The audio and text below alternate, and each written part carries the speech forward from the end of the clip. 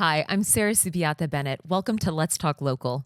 Early voting has officially wrapped up, and Election Day is right around the corner, which means now is a time to get informed, get inspired, and get involved. The decisions made in this election will shape our day to day lives here in Dallas for the next 2 years, so understanding who's running and what they stand for is more important than ever. At Let's Talk Local, we're aiming for record breaking voter turnout this year, and here's the truth: informed voters are empowered voters, and empowered voters show up. Just a few days ago, the Dallas Express hosted a dynamic panel featuring candidates from some of our city's most hotly contested districts. It wasn't a debate, it was a real, honest conversation about the issues that matter most to us. Everything from homelessness and crime to development and quality of life. Now, while I can't walk you through the entire panel discussion today, I do want to highlight a few moments that really stood out. Plus, share some personal insights from behind the ballot interviews I've been having with candidates over the past few weeks. So let's dig in. Let's talk local and let's get ready to vote. Every year, the city of Dallas conducts a survey to hear from its citizens. And year after year, the results practically identical. People are asking for the basics. They want to feel safe. They want our streets fixed. They want to afford to live in the city they call home. These aren't extravagant demands. They're fundamental needs. Human needs, the kind any tax-paying citizen should be able to count on in any city. Yet somehow these priorities continue to be treated like a mystery by our city leaders. So during our Behind the Ballot interview series, we brought in candidates from several Dallas districts and asked them directly, what are you hearing from the people you hope to represent? What concerns come up most while you're out block walking, meeting neighbors, listening on doorsteps? Here's what they had to say. Every time they talk to me, it's about crime. About crime. So I happened to stop at just a family dollar store right off of Buckner, not too far from where I live, and I just happened to go by and I happened to see the the lady that works the cash register outside, and I walked up to her and I said, "Can I just ask you a simple question?" I said, "Is it hard to work here? How safe do you feel?" And she just threw her hands up in the air and said, "I'm tired." And I said, well, please share with me. And she said, well, we have people coming into the store stealing products on the daily. And then they call police. And because it's not a super urgent issue, which I totally understand, and I don't blame the police officers because we need more officers to begin with. They're short-staffed. Of course. They run out with items. They can't do their jobs. They're concentrating on having to chase the person from the store, and they can't work. Yes, I've done a lot of block walking and a lot of speaking, and it's the same thing over and over again, that people don't feel safe. Yep. They want to be able to have children, especially the younger generation that has moved into my district. And I've literally been told by a woman that just found out, she's a lawyer, just found out that she was pregnant. And she said, I want to be able to have my baby here, but I don't know if we can stay in this house, in this area. We have gunshots going off. Yep. I don't feel safe that my kids would be running around. And it's a big issue. Overwhelmingly, people are concerned about financial security. They're concerned about physical safety and security. They're concerned about the leadership and the direction that the city is going. And they're concerned with just basic services. They just want to make sure the trash is picked up, the alleys are fixed, and the potholes are taken care of. And they want to make sure that they can feel safe and comfortable walking in their neighborhoods and going to the grocery store. Everyone is concerned about crime. The council is a nonpartisan position. That's right. But when you're out block walking, you meet people that are partisan. And it doesn't matter if I meet someone that's a Republican or a Democrat. Everyone cares about infrastructure and crime. That's right. And it's how we all live. Right. Everyone wants to feel safe in their home. Yep. They want to be able to go out and shop and hang out with family, go out to eat, and not worry about, being robbed, their car being broken into or stolen, or someone watching their house, and when they leave, they run in there and steal their property. So crime is across the board the number one issue that I hear from whenever I go out and block walk. Did you notice that pretty much every candidate mentioned crime and public safety in Dallas as a serious top concern? So at the Dallas Express Forum, we asked the candidates one key question. According to a poll the city conducted in June of 2024, 55% of Dallas residents believe that crime is a major issue. Yet, we don't have enough police officers to combat the issue. How will you ensure public safety while addressing recruitment and community trust? Here's what Kendall Richardson from District 11, Kebron Alexander of District 4, and Sydney Walker of District 7 had to say about it. We have to deal first with the pension issue. That's the number one thing. We have to deal with the corruption and the embezzlement of the money. We need to deal with the people who have dealt with that sat on the board, that invested the money in places and lost it. We need to find out where all of that money is first. We have a bad reputation in collecting officers. On TikTok, you have other agencies, especially Fort Worth, making fun of how they stole offices from Dallas because they don't pay competitively. But until that, we're going to go in for negotiation settlements, but they have to have a new image. Dallas has to come up with a new image and get rid of the corruption. I would start with allowing police to do exclusive police work and stop expanding the requirements and responsibilities of officers. Where we have non-essential personnel who can respond to a homeless situation, as an example, and de-escalate and get people the help that they need, that allows officers to deal with crime instead of being part-time social workers. The other thing I think we should do is we should make sure that downtown is a place where people go to work. When downtown thrives, all of Dallas benefits. Right now, Collin County is benefiting, Las Colinas is benefiting, Grand Prairie's benefiting. We're not seeing those tax receipts, we're not seeing those tax dollars, and the city of Dallas is suffering as a result. Anytime that they would make an arrest and go to Lou Sterrett, they would be able to return back to the streets in 2 to 3 hours. Now it is an all-day event. We need to look at the changes that occurred that are tying up our police officers at Lou Sterrett. Okay? If you've gone from 2 to 3 trips to Lou Sterrett down to 1, there is a huge cog in the wheel that is slowing down our officers getting back out on their beat. Secondly, we have a lot of specialty teams. I would like to evaluate if those teams are really needed so we can put more officers on the street, because people seeing the officers on the street, they're going to feel more safe because we see them patrolling. Now, the candidates might have different ideas on how to tackle crime and public safety, but one thing is clear. Everyone agrees it's the number one issue facing our city right now. But it's not the only challenge on the table. The Dallas Metroplex is growing fast, really fast. And that kind of growth brings its own set of questions, like how do we support small businesses? How do we create jobs that keep up with all of this expansion? So we put that question to the candidates. Here's how District 11's Bill Roth, District 7's Jose Rivas, District 5's Elizabeth Matus, and District 3's Jessica Lightbourne plan to support growth in their respective communities. This key to growing a business in the community has to be that we have to have a functional city government that makes it easy to get permits, to facilitate the opportunities for businesses to come, to expand, and to grow. And we've got to do that in an environment that's safe and that creates a significant priority for providing city services, and that also provides accountability for the financial wherewithal of the city.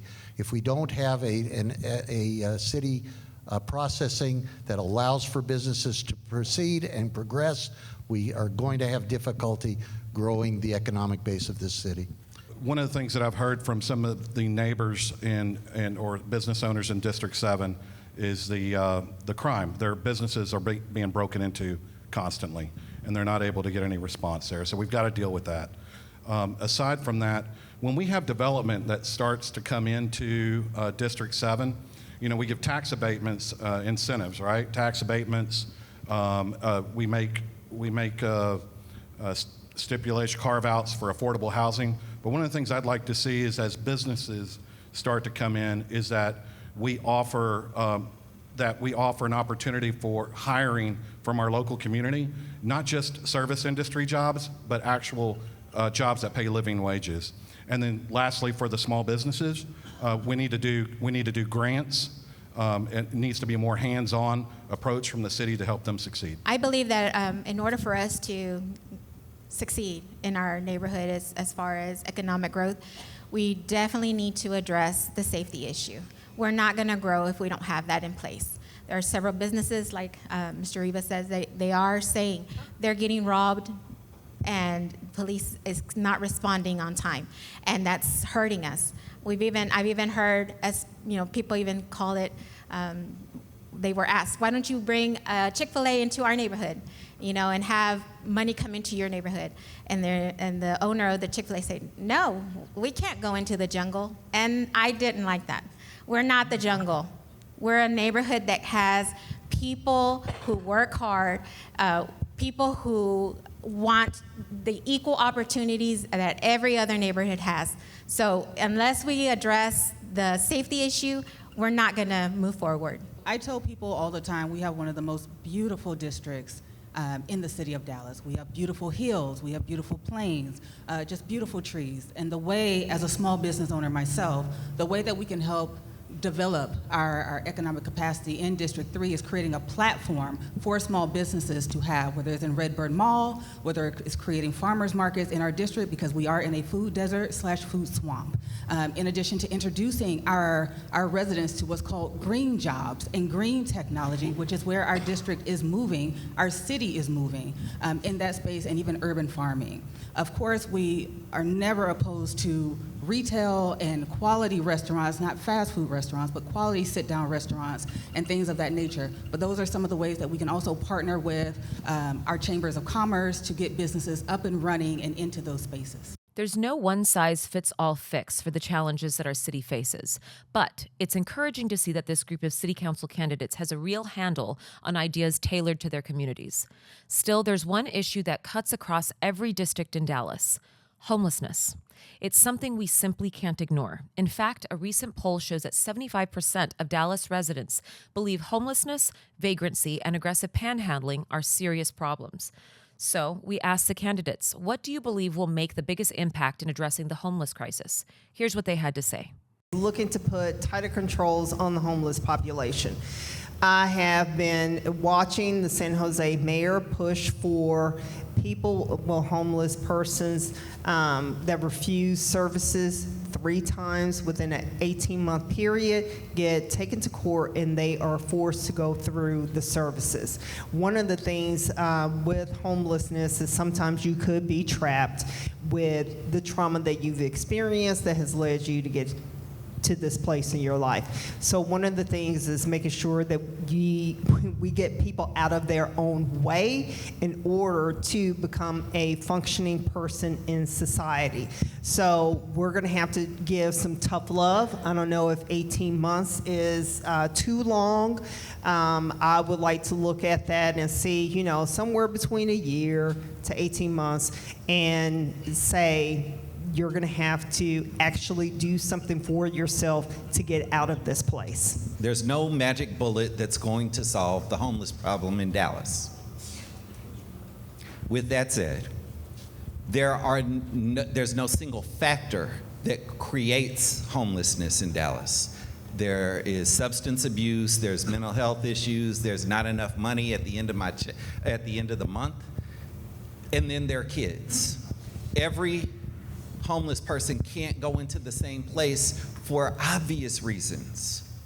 That's why we've got to share the responsibility of the homeless solution amongst the 14 council districts. We've got to have a safe place for kids whose parents may have the substance abuse problem. Those kids are going to be different and apart from kids whose parents have mental health issues, which will be different from places where their parents don't have enough money at the end of the month. There's plenty of laws in Dallas that allow for the elimination of the homeless encampments that are plaguing our parks, our neighborhoods, our intersections. We have to enforce the laws. We have to arrest people that are breaking the laws and help them access and divert them into facilities and into places where there's wraparound services to provide them the help that they can get. There's 4,000 housing units available that have wraparound services. We need to explain to these folks that if they're not willing to access those opportunities, that the city will not tolerate becoming a haven for folks that are doing criminal activities. No matter what issue we're talking about or what solution is on the table, one thing is clear. It's going to take funding to get Dallas back on track. But that raises a big question. Where's the money going to come from? With calls for more police funding, overdue infrastructure projects, and major housing initiatives, we wanted to know, how will the candidates prioritize spending? And what sources of revenue or savings are they counting on to make it all happen? Here's what a few of our panelists had to say. Already accommodating about 62% of our current budget, and that alone is not enough. So public safety will always be the #1 priority. When we're talking about savings and how do we go about saving, one of the best ways to look at it is identify waste and duplication. When we eliminate waste and duplication from the services that we provide, that's one way where we can save funds. A second way is looking at public-private partnerships and potentially contracting out. There are certain things that the city can do amazingly. However, there are other things such as making copies that they're not so keen on doing, and that's something that we can contract out to a FedEx or a Kinko's. So you can save costs by looking at contracting out certain services in addition to identifying the duplication and waste in our city. Public safety is #1. We've got to address that. It's going to take more for us to be competitive, to hire more police officers and bring in lateral transfers. From a savings perspective, we've got to stop hemorrhaging money. So just in the last few months, right? I mean, we're losing $9 million from a permitting problem that wasn't discovered until last week. That's $1 million a month that we've lost since that went into place. We've spent about $14 million on 2 homeless shelters that haven't housed any homeless. Spent $20 million on a property that the city was supposed to move into. We've got a lot of waste. We've got $6 million for the trees. We've got a lot of waste there, but there are other offices in the city that need to be looked at maybe streamlining or downsizing. We are not dealing with normal times or normal processes. We are having to have public safety be the preeminent part of the city's budget, thanks to the HERO amendments. So the question is, what are you as a citizen willing to sacrifice in your overall package of services that everybody gets to enjoy? Is it going to be garbage collection, sanitation, water, parks, library? When the rubber hits the road, we've got to make some different kinds of decisions. And oh yeah, the discretionary fund that council members are used to having, that's going to be diminished as well. We're probably not going to get federal dollars or state dollars. So we're going to have a $5 billion budget and less money available for all the things that we want to see done. That's the reality of the situation, and we've got to be very clear-eyed about what our numbers are before we start making any promises about what's coming next. So yes, there is a problem with the data, but we also know with the data that we do have where we need to make cuts. So we just recently had an audit with Fair Park and saw misappropriation of funds, and we're also seeing that this probably wasn't the correct partnership to have with the Fair Park. So we're going to have to start peeling back on these private-public partnerships and actually put in a private entity that is going to do the work and streamline the process and make things more efficient for the city and those of us that are using the services.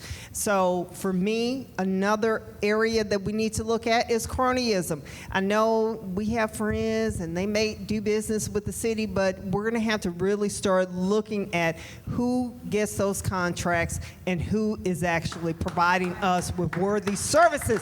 We've got some strong candidates stepping up to run for Dallas City Council this election season. And I know I've said this before, probably more than once, but it's worth repeating. We won't see real change in our city unless you get out and vote. Posting on social media isn't the same as showing up at the ballot box. That vote, it's your power. That's your voice. So if you didn't make it to early voting, I'm asking you, please make it out on Saturday, May the 3rd. If you're frustrated with what's happening in Dallas, this is how you help turn things around. Your voice matters. Your vote matters. Let's use it. Thanks so much for spending time with us. If you missed anything, be sure to check out our Behind the Ballot series. Head over to the Dallas Express X account to watch the full candidate forum.